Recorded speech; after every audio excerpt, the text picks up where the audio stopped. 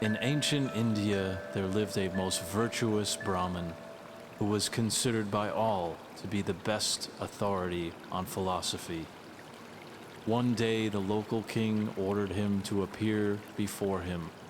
When he did so, the king said, "I have 3 questions that puzzle, even torment me. Where is God? Why don't I see him? And what does he do all day?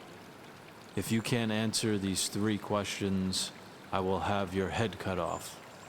The Brahmin was appalled and terrified because the answers to these questions were not just complex, they were impossible to formulate.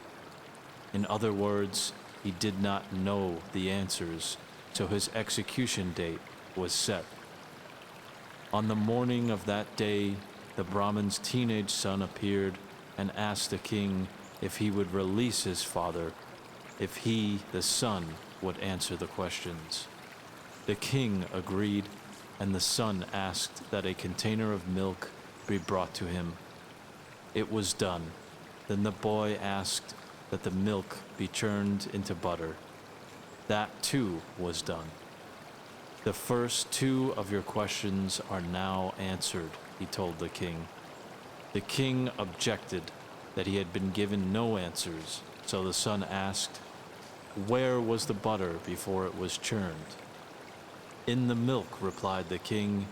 "In what part of the milk?" asked the boy. "In all of it."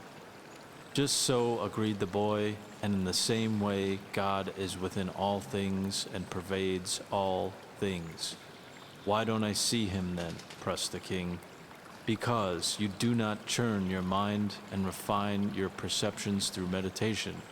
If you do that, you will see God, but not otherwise." "Now let my father go." "Not at all," insisted the king. "You have not told me what God does all day." "To answer that," said the boy, "we will have to change places. You come stand here and let me sit on the throne." The request was so audacious, the king complied, and in a moment he was standing before the enthroned Brahmin boy, who told him, "This is the answer. One moment you were here and I was there. Now things are reversed. God perpetually lifts up and casts down every one of us. In one life we are exalted, and in another we are brought low. Oftentimes in a single life this occurs, and even more than once.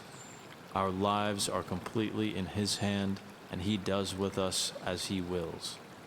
The Brahmin was released, and his son was given many honors and gifts by the king.